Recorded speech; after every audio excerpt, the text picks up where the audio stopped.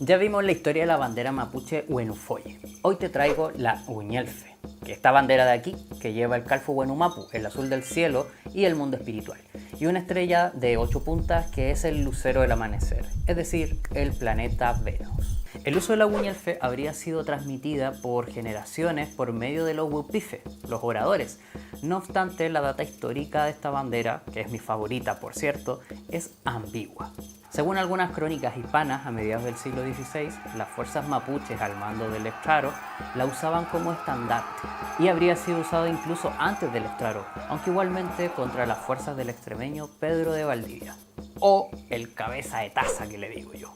Según se dice, la misma Uñelfe se podría presentar sobre fondo rojo para la guerra. Otra versión dice en cambio que esta bandera fue inventada por el pintor Pedro Subercaseaux en su famoso tríptico El joven Lautaro, en donde se le ve con la estrella escalonada azul.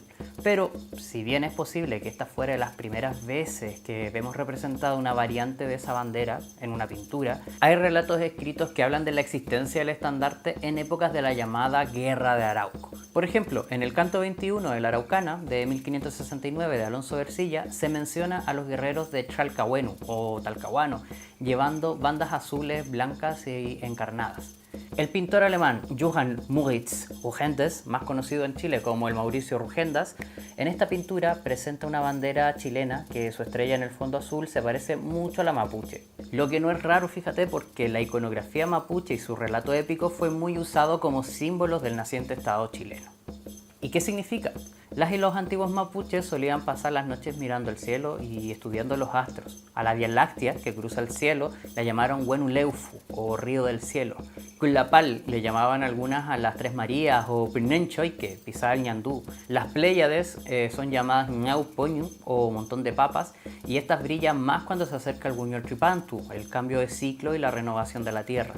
Así también observaron a Venus y también con gran sentido espiritual la bautizaron Uñelfe. Un es el amanecer, yel la acción de hacer o llevar, y fe es el sufijo que indica quién hace la acción, así que Venus sería quien trae el amanecer, la portadora del amanecer.